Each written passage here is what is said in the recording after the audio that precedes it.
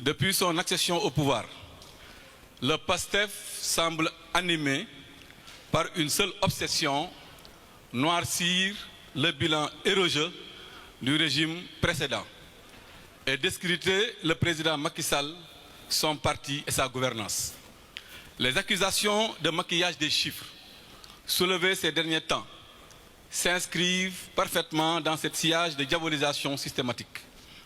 Pour rappel, le 26 septembre 2024, le Premier ministre s'est permis, sans la moindre preuve, d'accuser publiquement le précédent régime de manipulation des comptes publics. Quelques semaines plus tard, en pleine campagne pour les élections législatives, il est allé plus loin en accusant un ancien responsable de disposer d'un compte bancaire crédité de 1000 milliards de francs CFA, soit 1,5 milliard d'euros. D'ailleurs, depuis lors, on n'entend plus parler de ce fameux compte et le peuple réclame au Premier ministre de nous expliquer où en est-on avec ce fameux compte. C'est donc dans ce climat de suspicion savamment entretenu que le 12 février 2025, le prétendu rapport de la Cour des comptes a commencé à circuler sur les réseaux sociaux. Étrangement, le site officiel de la Cour des comptes a été inaccessible pendant 48 heures, empêchant les citoyens d'en vérifier l'authenticité. Depuis lors, les accusations farfelues se succèdent, accompagnées de menaces répétées du Premier ministre, des membres de son gouvernement et de ses proches, exposant ainsi notre pays au ridicule sur la scène internationale.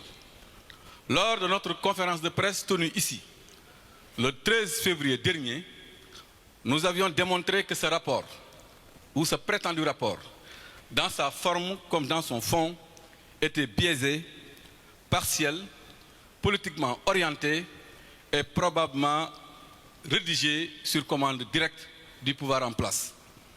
Face à cette tentative de manipulation de l'opinion, l'Alliance pour la République, parti responsable et attaché à la vérité, a pris l'initiative en rapport avec ses alliés, dont nous saluons la présence, et sur instruction du président Macky Sall, de mettre en place un groupe de travail pour produire une réponse solide, argumentée, chiffrée et documentée. Ce document a été produit en réponse au document intitulé « Audit du rapport de la situation des finances publiques, gestion 2019 à 2024 » et publié le 12 février 2025 par la Cour des comptes de la République du Sénégal.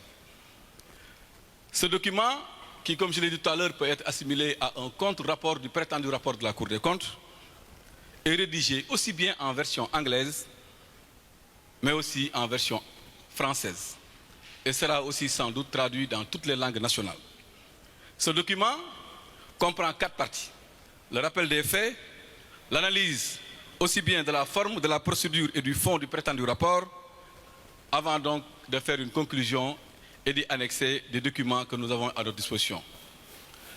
Ce contre-rapport sera transmis ainsi aux partenaires bilatéraux et multilatéraux, mais aussi sera mis à la disposition du public et publié sur un site dédié.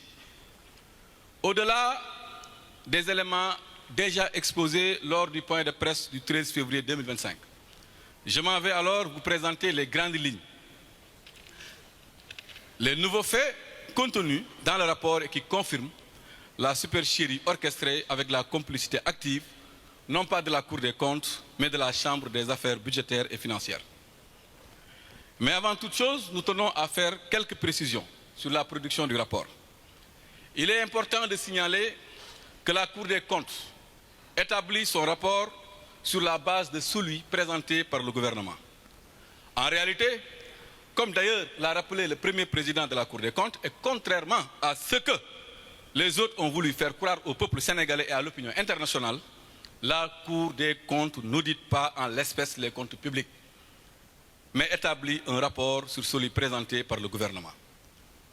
Dans le cas présent, il convient de signaler que la Chambre des affaires budgétaires et financières n'a point établi le rapport, mais a validé un rapport de l'inspection générale des finances, organe interne au ministère des Finances et du Budget. Ça, c'est une précision. Et nous le disons de manière claire, nette et précise. Ce rapport n'émane pas de la Cour des comptes, mais émanent plutôt du ministère des Finances à travers l'IGF. Parce qu'ils ont essayé de faire croire ça au peuple sénégalais, ce qui était archi faux.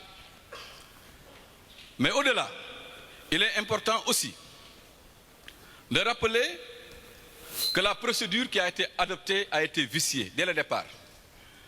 En réalité, le prétendu rapport a été élaboré et adopté par la seule chambre des affaires budgétaires et financières et non dans le cadre de l'Assemblée de toutes les chambres réunies, conformément à l'article 19 de la loi organique sur la Cour des comptes qui dispose que la Cour des comptes siège en Assemblée des chambres réunies pour adopter le texte du rapport public général annuel, du rapport sur le projet de loi de règlement et de la déclaration générale de conformité, entre autres.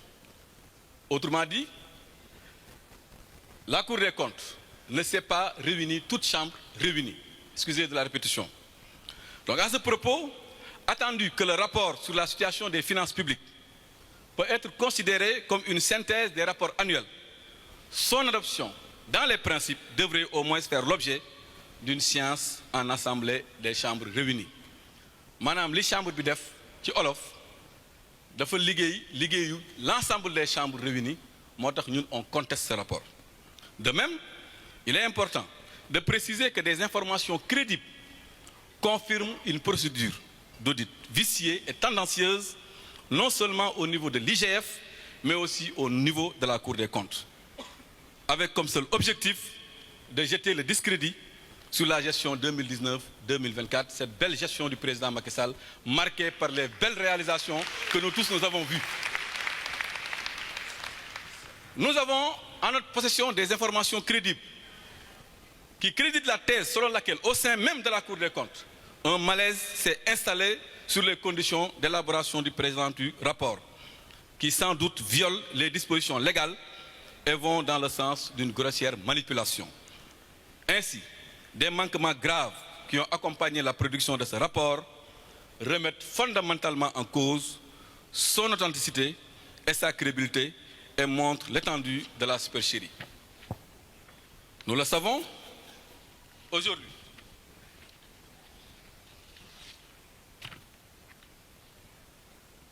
En résumé, à la commande, à l'élaboration jusqu'à la publication de ce prétendu rapport, toutes les normes en matière d'audit des finances publiques ont été violées, ce qui porte atteinte à la crédibilité de la Cour des comptes du Sénégal.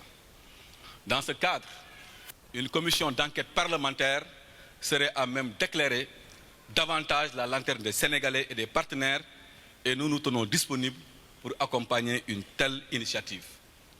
Nous voulons dire à Pastef, chantre, soi-disant du Jubal Jubanti. S'ils veulent y voir plus clair, ils n'ont qu'à faire ou mettre en place une commission d'enquête parlementaire et cette enquête minutieuse devrait particulièrement s'intéresser aux phases suivantes. La commande du rapport, la désignation des membres de la commission, la formulation des termes de référence, la validation du pré-rapport, la non-observation des principes de confidentialité et du contradictoire, qui sont, selon nous, des règles obligatoires en la matière et la désactivation suspecte du site de la Cour des comptes, rendant le rapport inaccessible au public pendant 48 heures. Au-delà, nous devons nous poser une question simple sur le non-respect du principe du contradictoire. Nous voulons demander à nos compatriotes sénégalais de se poser une question.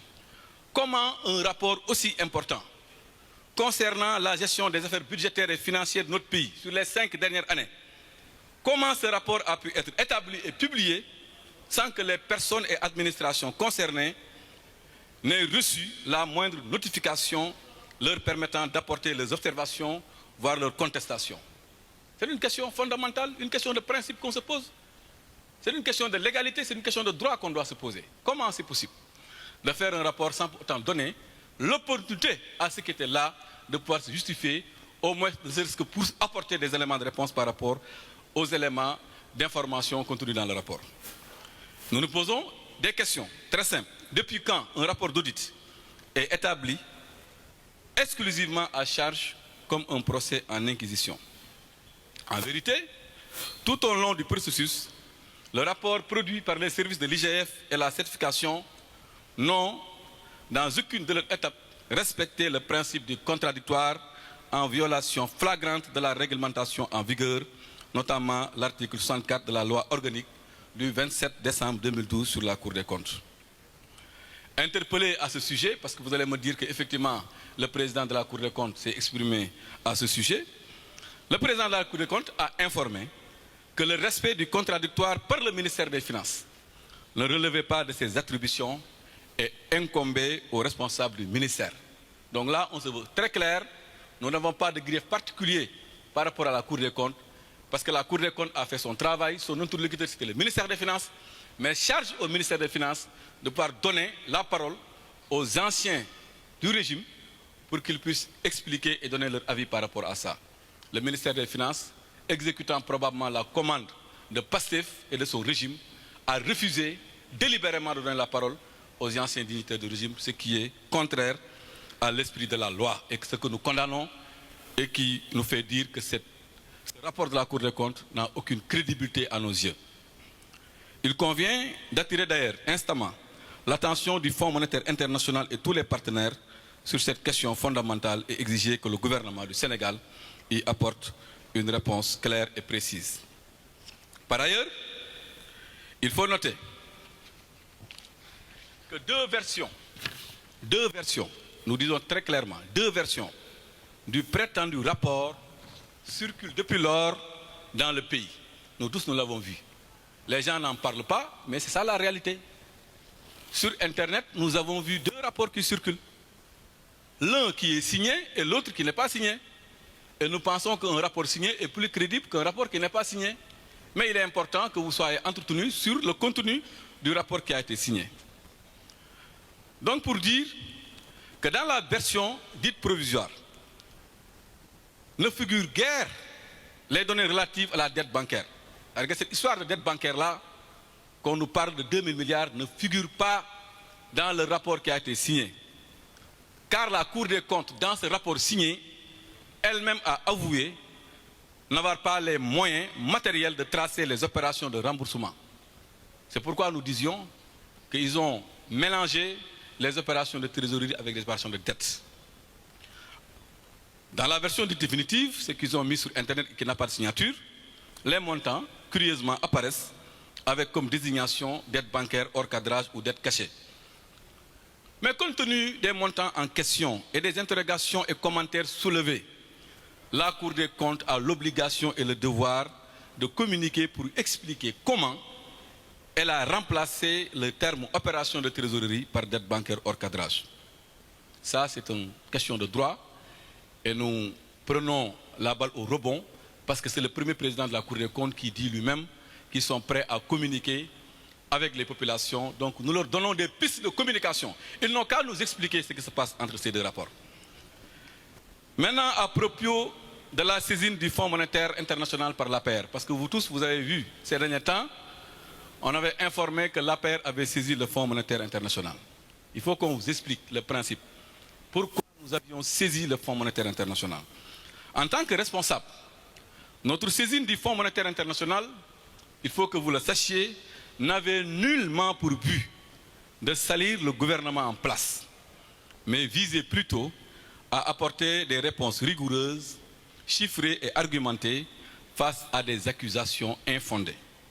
Notre objectif en tant que républicain et patriote est de faire en sorte que le Sénégal ne soit pas pénalisé ni placé sous ajustement structurel sur la base de simples déclarations irresponsables des tenants du pouvoir.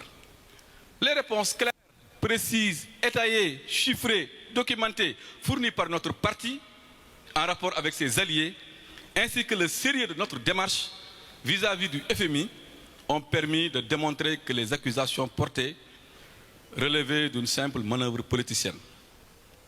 Le sérieux de notre démarche, reconnu par le Fonds monétaire international qui nous a répondu par courrier en date du 28 mars 2025, accusant réception de notre correspondance et acceptant le principe d'une rencontre à une date à fixer ultérieurement. Maintenant, face à l'échec de sa tentative de discréditer notre régime, le Premier ministre s'attaque désormais au Fonds monétaire international. qu'il rend responsable de tous les torts. Pourtant, la coopération entre le Sénégal et le Fonds a toujours été exemplaire.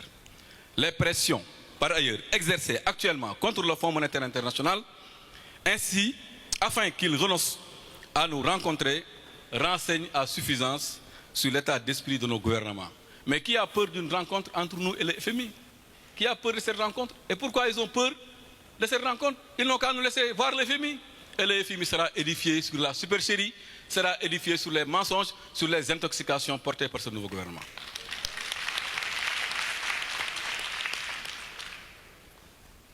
De la défaite maintenant du régime de PASTEF dans la bataille de l'opinion jusqu'à la tentative d'instrumentalisation de la justice, il y a beaucoup de choses à dire.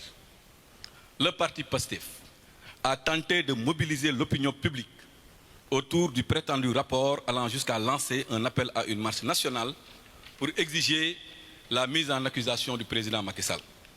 Dans cette logique de manipulation, le pouvoir en place a cherché à instrumentaliser la rue en appelant les Sénégalais à descendre massivement pour exprimer leur indignation et demander la comparution du président Macky Sall devant la Haute Cour de justice pour haute trahison. Vous vous rappelez, vous tous, de l'appel à la marche nationale d'indignation? Où en est-on avec la marche, avec cette marche? C'est parce que simplement, ce stratagème politicien fondé sur une exploitation abusive d'un document encore sujet à caution n'a simplement suscité aucun écho auprès des citoyens qui ont refusé catégoriquement de marcher parce que ce qu'ils disent n'est pas conforme à la réalité, n'est pas conforme à la vérité. Le peuple, désormais plus lucide face aux manipulations, aux mensonges et aux campagnes de désinformation, a clairement refusé de suivre cet appel. Ils avaient dit, parlons-en dans les grandes places, parlons-en dans les dares, parlons-en dans les mosquées, parlons-en dans les TikTok, faisons une marche nationale, faisons une marche internationale, faisons une indignation internationale, cherchons le consensus national pour que le peuple lui-même sorte pour demander à ce que le président Macky Sall soit traduit à la Haute Cour de justice. Mais ça a fait pchit. Personne n'a répondu à cet appel. Face donc à l'absence d'adhésion populaire, aux conclusions du rapport controversé, le pouvoir maintenant semble désormais s'orienter vers une instrumentalisation de la justice. Comme nous l'avons dit, mbul bañé lambay nangu, comme que le peuple bi bañ nañu, nénañ légui justice bi lañuy instrumentaliser avec l'Assemblée nationale. En témoigne alors un projet aussi fantaisiste que son porteur visant à engager une procédure de mise en accusation du président Macky Sall sur laquelle le parti reviendra ultérieurement. Par ailleurs, et c'est pour terminer, nous avons pris note de la saisine de la division des investigations criminelles par le pôle financier.